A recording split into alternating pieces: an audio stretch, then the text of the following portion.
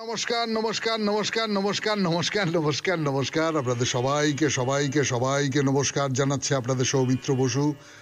সবাইকে অজস্র শুভকামনা জানাচ্ছে, সবাইকে স্বাগত জানাচ্ছে আজকের এই শরণাগত অনুষ্ঠানে এবং সবাইকে শুভ সকাল জানাচ্ছে।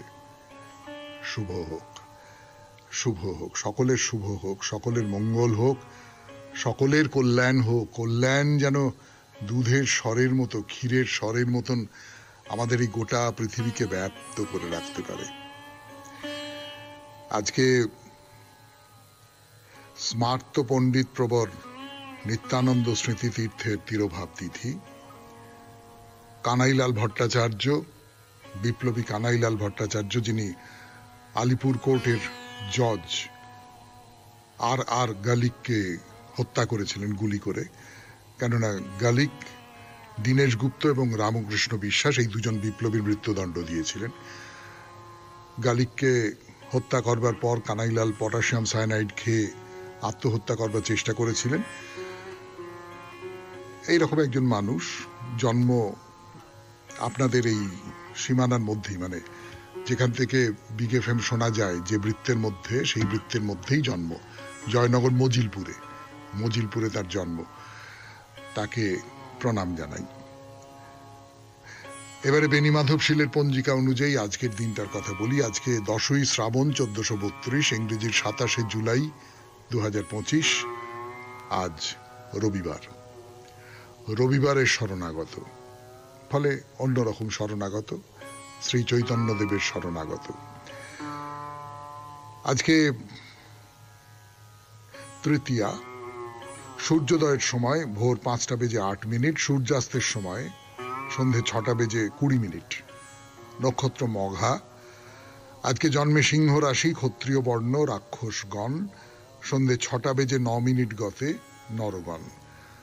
আমাদের হোয়াটসঅ্যাপে চিঠি পাঠাবার নাম্বার 9831922927। চিঠির গোড়ায় অতি অবশ্যই SG লিখতে হবে। এবং চিঠির বিষয়ে আপনাদের বলেছি, মনে করিয়ে দিই আজকে, যেহেতু তুলসীদাস জয়ন্তী সামনের বৃহস্পতিবার, যে বৃহস্পতিবারে আপনাদের এই চিঠি পড়া হবে, আপনাদের চিঠির বিষয় হবে রামায়ণের কোনো একটি প্রিয় চরিত্র। এবং কেন প্রিয় সেটা বলতে হবে, আপনার যা মনে হয়, আপনার মতটা আমরা জানতে চাই।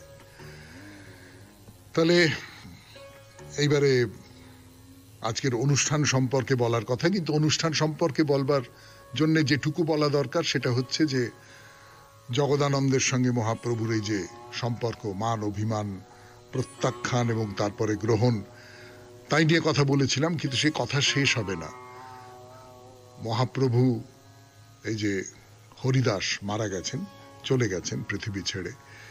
মহাপ্রভু আরো অনেক বেশি কষ্ট নিজেকে দিচ্ছেন, অনেক বেশি ক্রমশ অসুস্থ হয়ে পড়ছেন এবং জগদানন্দ খুব বিচলিত হচ্ছেন।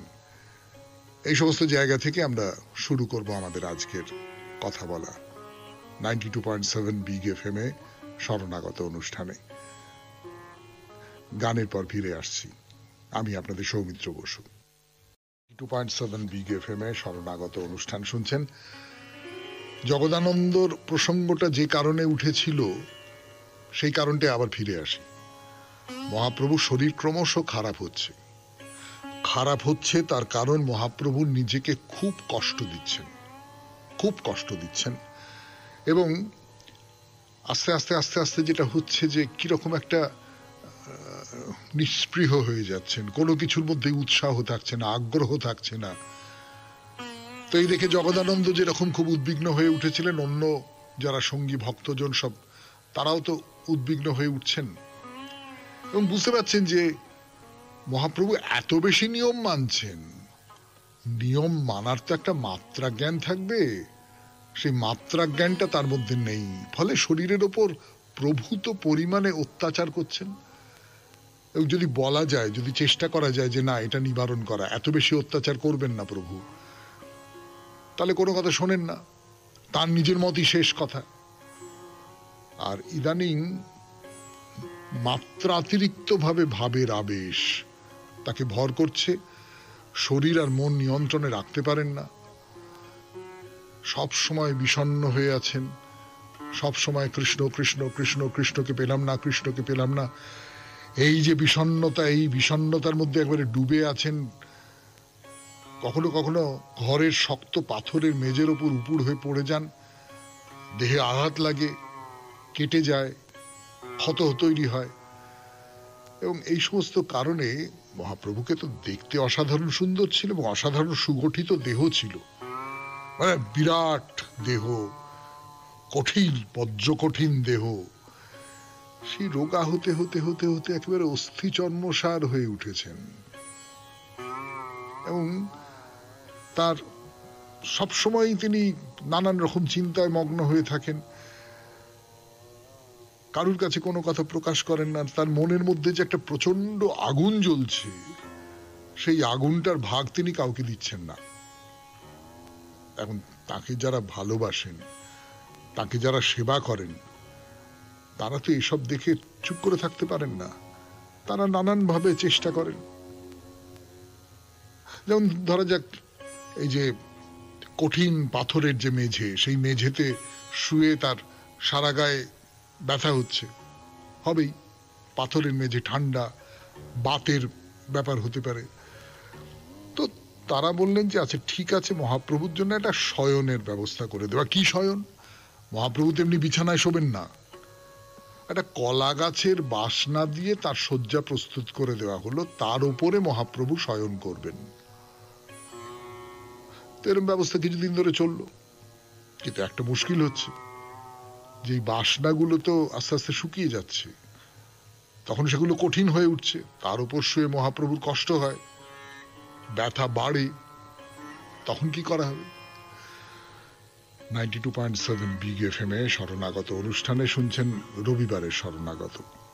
মহাপ্রভুর কথা বলতে বসেছি আপনাদের, ফিরে আসছি, একটু গান শুনে নি। মহাপ্রভুর কথা বলবার জন্য 92.7 বিগ এফএম এ শরণাগত অনুষ্ঠান। তো এই লোহা যে বাসনা, কলা পাতার, তো সেইটা তো শক্ত হয়ে যাচ্ছে, ফলে তাতে আবার কষ্ট হচ্ছে, হাড়ে যন্ত্রণা হচ্ছে, কিন্তু মহাপ্রভু কাউকে বলবেন না, ভক্তদের বুঝে নিতে হবে। তারা আবার ভাবছেন যে কি করা যায়, বাসনায় তো কাজ হচ্ছে না, এ তো আবার এরকম করে বারবার তো শয্যা পাল্টানোও যাবে না, তো কিছুই ভেবে পাচ্ছেন না। আবার কেউ হয়তো ভেবে পেলেন কিছু একটা, যেমন জগদানন্দ ভেবে বার করেছিলেন সেই তেল, চন্দন তেল গায়ে মালিশ করা, কিন্তু সে তো মহাপ্রভু শুনবেন না, সে কিছুতেই মাখবেন না গায়ে। ফলে মহাপ্রভু রাজি হবেন না, যদি কোনো একটা রাস্তা পাওয়া যায় সেটা মহাপ্রভু রাজি হবেন না। তো জগদানন্দ আমার নিজের চোখে দেখছেন যে মহাপ্রভু তার জীর্ণ শরীর নিয়ে শুকনো কলা গাছের বসনার উপর শুয়ে কত রকমের কষ্ট ভোগ করছেন, এবং তার সারা গায়ে ক্ষত চিহ্ন, ঘা হয়ে গেছে, সেই ঘায়ের কষ্ট। তো জগদানন্দ আর পারছেন না। হ্যাঁ, এর আগে মহাপ্রভুর দেহের কষ্ট লাঘব করবার চেষ্টা করতে গিয়ে তিনি বকুনি খেয়েছেন, প্রত্যাখ্যাত হয়েছেন, খুব খারাপ ভাবে প্রত্যাখ্যাত হয়েছেন, খুব অপমানিত হয়েছেন। মহাপ্রভুর কাছে অপমান কিছু না, খুব আঘাত করেছেন তাকে মহাপ্রভু। তো অনেক ভাবনা চিন্তা করে তিনি একটা মিহি সূক্ষ্ম বস্ত্র জোগাড় করেছেন, করে তাকে গিরিমাটি দিয়ে রাঙিয়ে শুকনো করে নিয়েছেন, সেটাকে এবার ভাঁজ করে তার মধ্যে শিমুল তুলো ভরেছেন, আর করে একটা মহাপ্রভুর ব্যবহারের উপযুক্ত করে তোষক আর বালিশ তৈরি করেছেন, করে গোবিন্দকে দিয়ে বলেছেন যে ভাই গোবিন্দ, এইটার উপরে যাতে মহাপ্রভু শয়ন করেন সেই ব্যবস্থাটা তুমি করো। গোবিন্দকে দায়িত্ব দিয়েছেন, কিন্তু তার নিজের মনে হচ্ছে আগের বারে তো ওই রকম একটা কাণ্ড হয়েছিল, গোবিন্দকে দিয়ে তিনি বলিয়েছিলেন যে ওরকম চন্দন তেল আপনি মাখুন, মহাপ্রভু তাতে তুলকালাম কাণ্ড করেছিলেন, সে তো বটেই।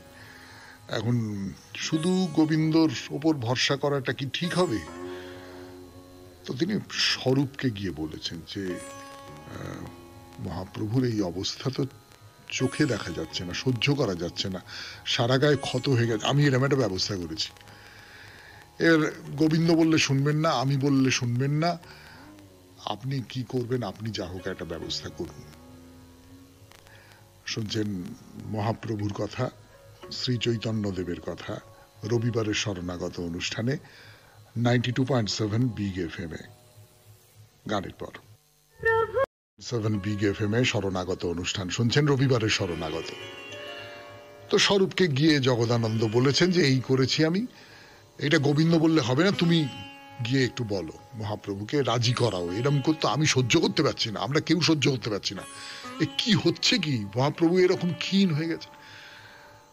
তো মহাপ্রভু তো শুতে এসেছেন, দেখলেন শয্যার উপর তোষক বালিশ সব রাখা আছে। কি ব্যাপার, কি ব্যাপার, এসব কেন, এসব এখানে কি, কি হয়েছে, এ কাজ কে করলো? ভয়ঙ্কর রেগে গেছেন, ভয়ঙ্কর রেগে গেছেন, মানে এত রেগে গেছেন যে গোবিন্দ একদম মাথা নিচু করে চুপ করে দাঁড়িয়ে আছেন।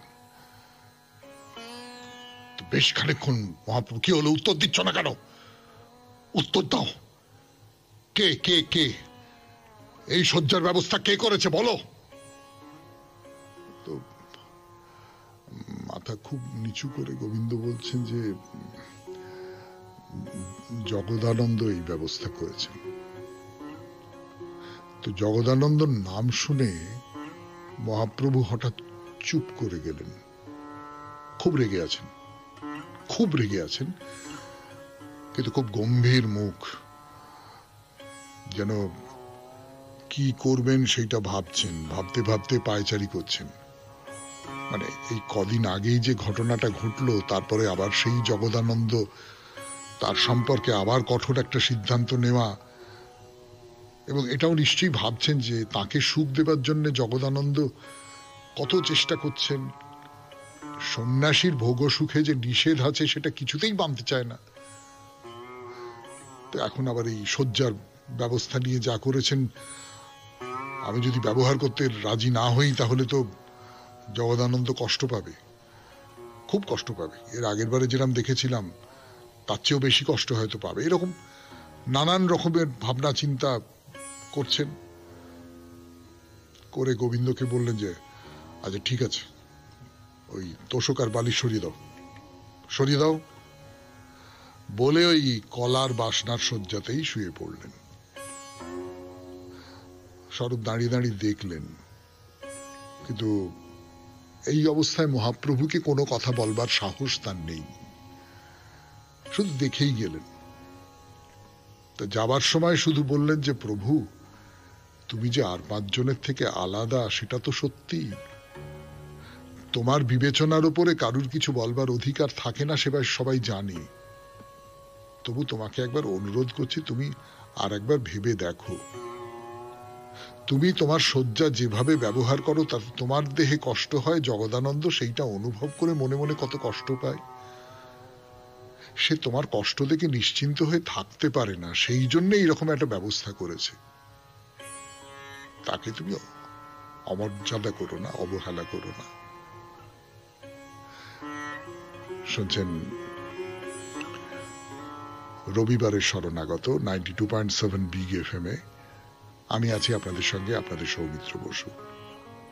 ফিরে আসছি এর আগে 92.7 বিগ এফএম এ শরণাগত অনুষ্ঠানে স্বরূপ মহাপ্রভুকে বলছেন যে তোমার খুব কষ্ট হচ্ছে, সেইটা জগদানন্দ সহ্য করতে পারছে না বলেই তো এই তোষক বালিশের ব্যবস্থা করেছে, তুমি একে অমর্যাদা করো না।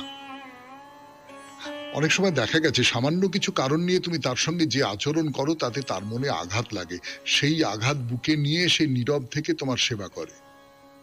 তুমি এবার অন্তত স্বীকার করো, এবারে জগদানন্দ যা দিয়েছে সেইটাকে গ্রহণ করো।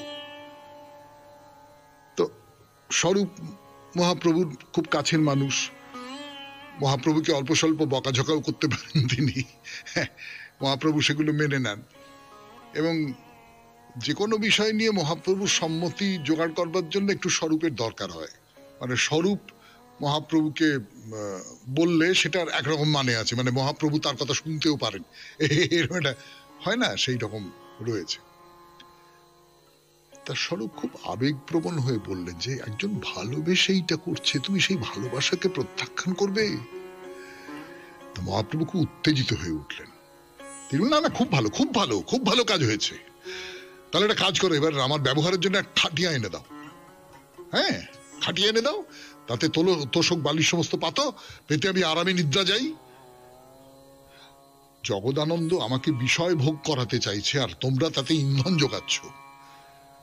আমি সন্ন্যাসী, সন্ন্যাসী, ভূমিতে শয়ন করাই আমার কর্তব্য। আমি যদি খাটের ওপর তোষক বালিশ সাজিয়ে শুই, তাহলে সেটা কি হবে? সেটা আমার সম্মানের পক্ষে হানিকর নয়? মানুষ আমাকে উপহাস করবে না? বলবে না যে এই সন্ন্যাসী, হ্যাঁ, তোষক বালিশে শুচ্ছে? তোমরা কি চাও যে আমি আমি আমার আমার আমার যে সন্ন্যাস আশ্রমের মর্যাদা সেগুলোকে নষ্ট করি? সেইটা চাও তো? এই কথা কি উত্তর হবে? এই কথার তো কোনো উত্তর হয় না। ঠিকই তো, ঠিক। এবং এটাও আপনারা লক্ষ্য করে দেখুন, মহাপ্রভু কিন্তু যা বলছেন তার মধ্যে একটা আছে, আমি সন্ন্যাসী, আমি এই বিলাসিতার মধ্যে যাব না। এটা আমাকে পথভ্রষ্ট করে দিচ্ছে বা দিতে চাইছে। কিন্তু অন্যদিকে যেটা লোকে কি বলবে, এইটা খুব গুরুত্বপূর্ণ। একজন নেতার পক্ষে এই কথাটা খুব গুরুত্বপূর্ণ, লোকে কি বলবে। তো স্বরূপ আর কি করেন, তিনি তো কোনো জবাব দিতে পারলেন না। সেখান থেকে চলে গিয়ে তিনি জগদানন্দের কাছে গেলেন, গিয়ে সমস্তটা বললেন। বলছেন যে প্রভু তো কিছুতেই রাজি হচ্ছেন না। তো জগদানন্দের খুব কষ্ট হলো। একটু মহাপ্রভুর যে কষ্ট, সারা গায়ে ক্ষত, ঘা হয়ে গেছে, একটু তো মানুষের কষ্ট লাঘব করবার জন্য যারা ভালোবাসে তারা তো চেষ্টা করে। কিন্তু এই জেদ, যে একেবারে বৈরাগ্য সাধন পদ্ধতি যেরকম করে পালন করা উচিত সেই রকম করে পালন করব, মানে এটা সবাই জানে, কিন্তু না করে পারে না। যেটা ভালোবাসলে যেটা হয় আর কি। তা স্বরূপ আবার আলাদা রকম করে কোনো বিকল্প পথের সন্ধান করছেন, যে কি করা যায়, কি করা যায়, কি করা যায়। ভাবতে থাকুন কি করা যায়। আমরা ততক্ষণ গান শুনি 92.7 বিগ এফএম এ শরণাগত অনুষ্ঠানে, তারপর ফিরে আসছি। ফিরে এলাম রবিবারের শরণাগত অনুষ্ঠানে 92.7 বিগ এফএম এ।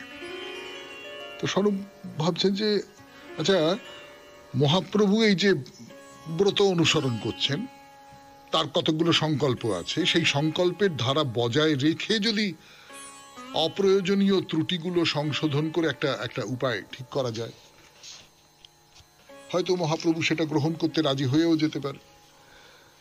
তো অনেক ভাবনা চিন্তা করে বলেন যে আচ্ছা ঠিক আছে। বলে বেশি করে কলা পাতা সংগ্রহ করলেন। এই বেশি করে কলা পাতা সংগ্রহ করে সেগুলোকে নোক দিয়ে চিরে চিরে সরু করে দেওয়া হলো, এবং সেই যে সরু সরু কলা পাতা সেইটা তার বহির্বাসের মধ্যে ভর্তি করে ওগুলো সেলাই করে তোষক বালিশের বিকল্প শয্যা প্রস্তুত করা হবে। মানে তুলো দিয়ে তৈরি করা শয্যায় বিলাসিতা থাকতে পারে, তুলো দিয়ে তৈরি করা শয্যা মহাপ্রভু গ্রহণ না করতে পারেন, কিন্তু কলাপাতা দিয়ে করা হচ্ছে। আপনি তো কলাপাতার বাসনাতেই শোন, আমরা সেই কলাপাতা দিয়েই করছি। একটু বেশি কলাপাতা দিচ্ছি এবং একটু সরু সরু করে কাটছি। তো সেই অনুযায়ী ওটা তৈরি করে মহাপ্রভুকে দেখানো হলো। আশ্রমিকরা সকলেই সার বেঁধে সেখানে উপস্থিত হয়েছেন। তা মহাপ্রভু প্রথমটা ওইটা দেখেই মানে আপত্তি ওঠানোর চেষ্টা করেছিলেন। মুখ দেখেই বোঝা যাচ্ছিল যে এটা এটা এটা না, এটা এটা এটা মনোপুত হচ্ছে না আর কি। কিন্তু সবাই এসে জড়ো হয়েছেন তার সামনে, সকলে একসঙ্গে অনুনয় বিনয় করছেন। এইটা আমরা তো আমরা খুব ক্ষুদ্র মানুষ, তুচ্ছ মানুষ, কিন্তু আমরাও তো জানি যে ভালোবেসে যখন কেউ বলে কিছু কথা, সেটা আমার পছন্দ হচ্ছে না জেনেও আচ্ছা ঠিক আছে যাও, হ্যাঁ, আমরা এরকম করে ফেলি। তো এটাই আমাদের বাধ্যবাধকতা এবং এটাই আমাদের মহত্ব কিন্তু। হ্যাঁ, তো ভেতর থেকে মহাপ্রভুর ভেতরে একটা প্রেম যে স্খলনটা করায় আর কি, প্রেম যে মানুষকে তার কঠোর আদর্শের জায়গা থেকে আস্তে আস্তে সরিয়ে দেয়, সেই রকম একটা হচ্ছে। মানে মহাপ্রভু যেন মনে মনে তাদের আবদার মেনে নিতে বাধ্য হলেন। তো তারাও সব খুশি, যাক বাঁচা গেছে, হয়ে গেছে। 92.7 বিগ এফএম এ শুনছেন রবিবারের শরণাগত। আমি আছি আপনাদের সঙ্গে, আপনাদের সৌমিত্র বসু। ফিরে আসছি মহাপ্রভুর কথা বলবার জন্য গানের পর। এই যে আশ্রমের লোকজনেরা সকলে এসেছেন, এসে মহাপ্রভুকে ওই যে বিছানাটা কলা পাতা দিয়ে তৈরি, সেইটাতে শেষ পর্যন্ত খানিকটা রাজি করিয়েছেন, নিমরাজি। তো তাদের মধ্যে জগদানন্দও ছিলেন। তিনি একেবারে চুপ করে গেছেন। তিনি প্রথম মহাপ্রভুর কষ্ট দেখে সেইটা নিরসন করবার জন্য নানান রকম করে চেষ্টা করে একটা উপায় ঠিক করেছিলেন এবং তাকে জানিয়েছিলেন। মহাপ্রভু সেটা প্রত্যাখ্যান করেন, তাকে আঘাত করেন। জগদানন্দ সেটা মেনে নিয়েছেন, করে যেমনটা ছিল তেমনি করেই মহাপ্রভুর সেবা করেছেন। কিন্তু ভেতরে ভেতরে একটা খুব কষ্ট আছে। তো আজকে আবার সেই মনের ভেতরে লুকিয়ে থাকা সেই ক্ষত আবার তাকে কষ্ট দিচ্ছে। মহাপ্রভু সকলের কথায় ওই কলা পাতা দিয়ে তৈরি যে শয্যা, সেই শয্যা ব্যবহার করবার ব্যাপারে সম্মতি জানিয়েছেন। নানান ক্ষেত্রে, নানান সময়ে, নানান ভাবে মহাপ্রভু তাকে প্রত্যাখ্যান করেছেন। তুমি আমাকে বিলাসী করে তুলতে চাইছো, তুমি আমাকে সন্ন্যাস ধর্ম থেকে ভ্রষ্ট করতে চাইছো, এইসব অভিযোগ করেছেন। ঠিক আছে, মেনে নিয়েছেন। কিন্তু আজকে আমি এত রকম ভাবে ভেবেছি, এত রকম করে চেষ্টা করেছি তার কষ্ট লাঘব করবার জন্য, কিন্তু এই যে স্বরূপ অন্য রকম করে একটা বিছানা তৈরি করে দিলেন, এটা মহাপ্রভু মেনে নিলেন। তো মহাপ্রভু এইটা স্বীকার করে নিলেন, এতে শয্যা গ্রহণ করবেন তিনি, এটা স্বীকার করে নিলেন। তো আমাকে কিন্তু প্রত্যাখ্যান করলেন, আমারটা স্বীকার করলেন না। এই যে কোথাও আপনি কি বলবেন, এটা হিংসে না? হিংসে ঠিক নয়, জানেন তো। এইটা না, কোথাও একটা মনে হলো যে এইটা তো অন্যের কথাটা মেনে নিলেন, আমার কথাটা মানলেন না বলে একটা অভিমান বলতে পারেন। খুব খুব কষ্ট হয়েছে। তো জগদানন্দ মনে করলেন যে না, এখান থেকে সরে যাব, কিছুদিনের জন্য আমি একটু দূরে যাই, এখানে আর থাকবো না। পিয়া যদি তেজ আলো কি কাজ সিঙ্গারে। প্রিয় যখন আমাকে ত্যাগই করলো, আমার কথা শুনলো না, অন্যের কথা শুনলো, তাহলে আর এখানে থেকে লাভ কি? আর সত্যি সত্যি তো মহাপ্রভু এই কষ্ট পাচ্ছেন, এই কষ্টর কোনো উপশম করতে পারছি না আমি। তার জন্যও তো জগদানন্দের খুব খুব যন্ত্রণা হচ্ছে ভেতরে ভেতরে। 92.7 বিগ এফএম এ শরণাগত অনুষ্ঠানে শুনছেন মহাপ্রভুর কথা। আরো কথা বলবার জন্য ফিরে আসছে আপনাদের সৌমিত্র বসু গানের পর। যদি বলেন অভিমান, তাহলে অভিমান হয়েছে, সে কথা বলেছি আপনাদের এই 92.7 বিগ এফএম এর শরণাগত অনুষ্ঠানে। তো জগদানন্দ অনেক দিন ধরে বৃন্দাবনে যাব বলে মনে হচ্ছিল। মহাপ্রভু যখন বৃন্দাবনে গিয়েছিলেন তখন তিনিও তার সঙ্গে যাওয়ার জন্য তাকে বলেছিলেন, কিন্তু মহাপ্রভু রাজি হননি। তারপরেও বেশ কয়েকবার বৃন্দাবনে যাওয়ার জন্য মহাপ্রভুকে বলেছেন, তো মহাপ্রভু অনুমতি দেননি। আর অনুমতি না দিলে তো তিনি যেতে পারেন না বা যাবেনও না। হ্যাঁ, সেটাই তো ভালোবাসার টান। তো মহাপ্রভু যে যেতে রাজি হননি, জগদানন্দের মনে হয়েছে, এবং কথাটা সত্যিও বটে, যে মহাপ্রভু তাকে খুব ভালোবাসেন। তিনি যদি চলে যান তাহলে মহাপ্রভুর কষ্ট হবে, খারাপ লাগবে, একা লাগবে। মানে অনেক কিছুর উপরে আশ্রম নির্ভরশীল, তার উপরে এই যেমন রোজকার কাজকর্ম কিরকম ভাবে হয়, রুটিন যাকে বলে, কার পরে কি কাজ হবে, কার পরে কি হবে না হবে, এই সমস্তটা তার দায়িত্ব অনেকটা পর্যন্ত জগদানন্দের উপরে। প্রতিদিনের কাজকর্ম কিভাবে চলছে না চলছে, মহাপ্রভুও খুব নিশ্চিন্ত থাকেন যে জগদানন্দ আমার পাশে আছে, আমার কোনো সমস্যা নেই। আর তাছাড়া বৃন্দাবনে যাওয়া মানে তো এখনকার মতো ট্রেনে করে যাওয়া নয়। বৃন্দাবনে যাওয়া মানে এতটা পথ হেঁটে হেঁটে যেতে হবে, কত পাহাড়, নদী, খানা, খন্দ, এই সমস্ত পার হয়ে যেতে হবে। বিদেশ বিভুঁইয়ে যাওয়া মানে প্রায় আর ফিরবে না, এইরকম একটা ভাবনা থাকতো তখন আত্মীয় পরিজনদের মধ্যে। তো সেইটার একটা দুশ্চিন্তাও তো হয়। আর তাছাড়া পথে বন্য জন্তুর আক্রমণ আছে, ডাকাত আছে, মথুরা বৃন্দাবন দিল্লির মুসলমান সুলতানের অধীনে, ইদানিং সেকেন্দ্রাকে রাজধানী করে সুলতান নিজে সেখানে থাকেন। এইসব জায়গায় হিন্দুদের নিরাপত্তার খুব অভাব, ফলে হিন্দু তীর্থযাত্রী যারা সাধু সন্ন্যাসী তাদের সেখানে ভ্রমণ করা খুব বিপজ্জনক, এবং মহাপ্রভু নিজেও সে কথা জানেন। ফলে তিনি এতদিন পর্যন্ত অনুমতি দেননি জগদানন্দকে। এখন খুব ইচ্ছে করছে বৃন্দাবনে চলে যাই। এরপরের কথা গানের পরে 92.7 বিগ এফএম এ শুনছেন জীবনের সহজ পাঠ শরণাগত। 92.7 বিগ এফএম এ শরণাগত অনুষ্ঠান শুনছেন, রবিবারের শরণাগত। মহাপ্রভুর শরণাগত, এবং এখন তো নিশ্চয়ই মহাপ্রভুর একজন অন্যতম ভক্ত জগদানন্দেরও শরণাগত বটে। তো জগদানন্দ বৃন্দাবনে চলে যেতে চাইছেন অনেকদিন ধরেই মহাপ্রভুকে বলছেন যে প্রভু এইবার আমি একটু বৃন্দাবনে ঘুরে আসি, বৃন্দাবনে যেতে খুব মন টানছে। কিন্তু মহাপ্রভু কিছুতেই সম্মতি দিচ্ছেন না। সম্মতি যে দিচ্ছেন না তার কতকগুলো কারণ আছে। জগদানন্দ এমনি একজন সাদাসিধে সন্ন্যাসী, অত ঘোর প্যাঁচ বোঝেন না। আপনারা তার আচার আচরণ দেখেই বুঝতে পারছেন যে তিনি ওই রকম করে দিচ্ছেন, মহাপ্রভু তাতে অসন্তুষ্ট হচ্ছেন। কিন্তু জগদানন্দের মন মানছে না, আবেগের দ্বারা চালিত হন। খুব যে হিসেব করে কৌশল করে নানান রকম করে তো মানে বাইরের পৃথিবীতে আশ্রমের মধ্যে সেটা না হতে পারে, কিন্তু বাইরের পৃথিবীতে তো নানান রকমের হিসেব নিকেশ করে আমাদের চলতে হয়। জগদানন্দ সেই ব্যাপারে খুব পটু নন। তার ফলে মহাপ্রভুর একটু ভয় করে কোথায় গিয়ে কি ধরনের বিপদে পড়ে যাবে। তিনি নিজে গোটা দেশ পরিক্রমা করে, ফলে তিনি নিজে খুব ভালো করে জানেন কি ধরনের বিপদ আপদ হতে পারে। সেই জন্য জগদানন্দ যখনই বলেন যে বৃন্দাবনে যেতে চাই, তখন মহাপ্রভু কিন্তু সেটাকে আটকে দেন।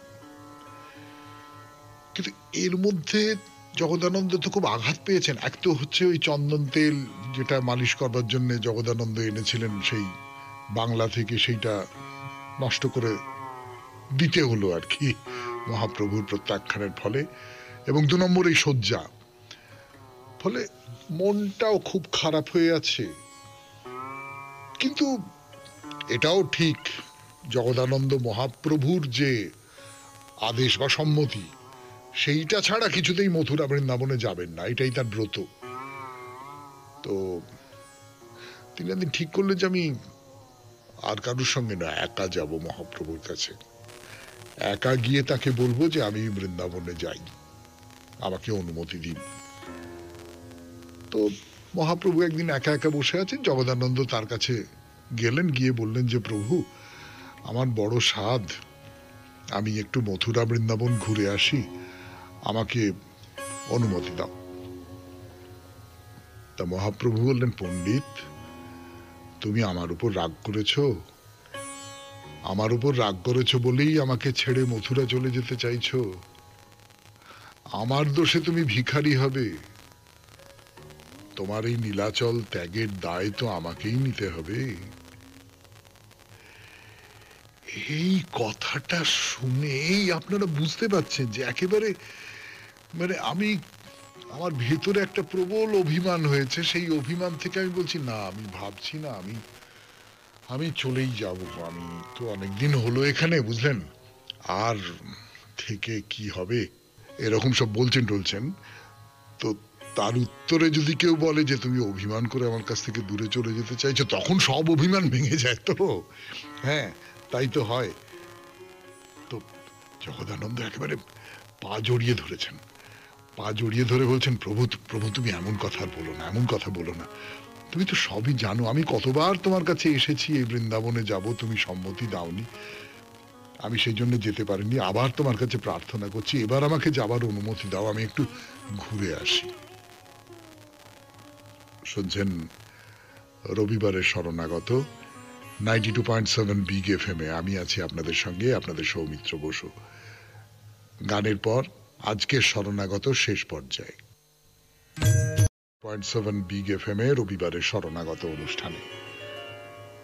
তো প্রভুকে এই কথাটা বলেছেন যে এইবারটা অনুমতি দাও। এখন জগদানন্দের মনের মধ্যে যত অভিমান থাকুক না কেন, যত পীড়ায় কাতর হন না কেন, মহাপ্রভুর সামনে দাঁড়িয়ে যে না আমি এটা ঠিক করেছি, আমি বৃন্দাবনে যাব, আপনি আমাকে অনুমতি দিন, এই রকম করে বলবার ক্ষমতাই তার নেই। আর তাছাড়া মহাপ্রভুর কষ্ট তিনি সহ্য করতে পারেন না। আমি যে চলে যাব এই কথাটা বলার ফলে মহাপ্রভুর কষ্ট হচ্ছে, খারাপ লাগছে যে জগদানন্দ চলে যাবে, এইটা ভেবেও তার তো খুব খারাপ লাগছে, তুমি যন্ত্রণা ভোগ করছেন। কিন্তু ওই মনটা সুস্থির হয় না, সেই জন্যই কটা দিনের জন্য যদি বাইরে থেকে একটু ঘুরে আসা যেত, এই যে অভ্যস্ত যে জীবনযাপন, সেই জীবনের থেকে একটু বাইরে চলে যাওয়া যেত, তাহলে খুব ভালো হতো। এই সব কথা তিনি ভাবছেন, আর সেই জন্যই মহাপ্রভুর কাছে বলছেন। কিন্তু মহাপ্রভু কোনো কথা বলছেন না, ভাবছেন হয়তো।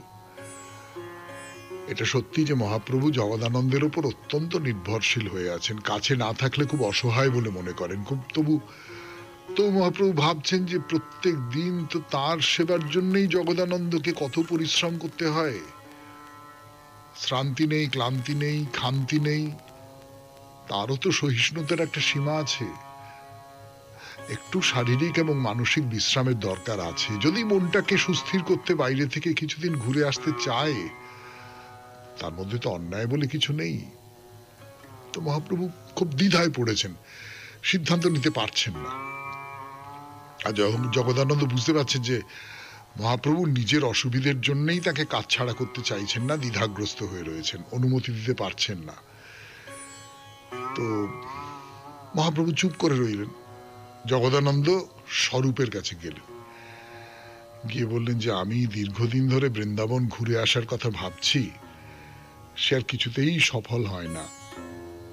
এবারেও অনুমতি চাইতে গেলাম, কিন্তু উনি তো কোনো কথা বললেন না, প্রত্যাখ্যানই করলেন। এখন আবার তার মনে সন্দেহ হয়েছে আমি নাকি তার উপর রাগ করে বৃন্দাবনে চলে যেতে চাইছি। তো তিনি তো আমার কোনো কথা শুনবেন না। আমি যে সহজ ইচ্ছায় স্বাভাবিক কারণে বৃন্দাবনে যেতে চাইছি সে কথা তুমি যদি তাকে একটু বুঝিয়ে বলো, যদি একটু অনুমতি আদায় করার ব্যবস্থা করে দাও, তাহলে আমার খুব ভালো হয়। তো স্বরূপ বুঝতে পারলেন যে সত্যি এই লোকটা খুব ক্লান্ত হয়ে পড়েছে, এবং এই লোকটার মনটা একটু সুস্থির করার জন্য একটু বাইরে ঘুরে আসুক না। তো স্বরূপ গিয়ে মহাপ্রভুর কাছে গেলেন, গিয়ে বললেন যে প্রভু, জগদানন্দের বৃন্দাবন যাওয়ার খুব ইচ্ছে, তোমার কাছে অনুমতির জন্য এসেছে, তুমি দাওনি, তার আর বৃন্দাবন যাওয়া হয়ে ওঠেনি, এবার রাজি হয়ে যাও, অনুমতি দাও, একটু ঘুরে টুরে আসুক। সে তোমার নির্দেশ মতো মায়ের সংবাদ নিতে প্রতি বছর যেমন বাংলায় যায়, সেখানে কদিন মাত্র থেকে ফিরে আসে, সেরকম কদিনের জন্য পণ্ডিত বৃন্দাবনে ঘুরে আসুক, তুমি আর আপত্তি করো না। মহাপ্রভু আর না করতে পারলেন না, তিনি রাজি হয়ে জগদানন্দকে বললেন আচ্ছা ঠিক আছে, ঘুরে এসো, এবং ডেকে কিছু উপদেশ দিলেন যে তুমি যে বৃন্দাবনে যাবে, কোথায় কোথায় কি কি বিপদ আপদ আছে, কি ধরনের সমস্যা হতে পারে, সেই সমস্ত ব্যাপারে তিনি উপদেশ দিলেন। জগদানন্দের পথ নিষ্কণ্টক হল। আজকে শরণাগত এই পর্যন্ত। 92.7 বিগ FM এ আমাদের হোয়াটসঅ্যাপে চিঠি পাঠাবার নাম্বার 9831922927। চিঠির গোড়ায় অতি অবশ্যই SG লিখতে হবে। এই বৃহস্পতিবারের চিঠির বিষয় মনে আছে তো? রামায়ণের কোনো একটি প্রিয় চরিত্র, এবং কেন প্রিয় সেই কথাটা বলতে হবে। পাঠিয়ে দিন চিঠি মঙ্গলবার সন্ধে 6টার মধ্যে।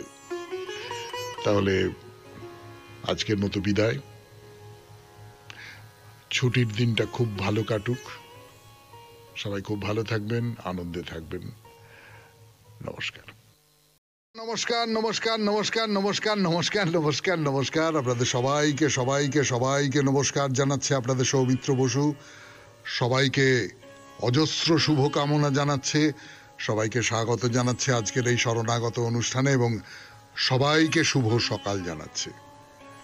শুভ হোক, শুভ হোক, সকলের শুভ হোক, সকলের মঙ্গল হোক, সকলের কল্যাণ হোক, কল্যাণ যেন দুধের স্বরের মতো, ক্ষীরের স্বরের মতন আমাদের এই গোটা পৃথিবীকে ব্যাপ্ত করে রাখতে পারে।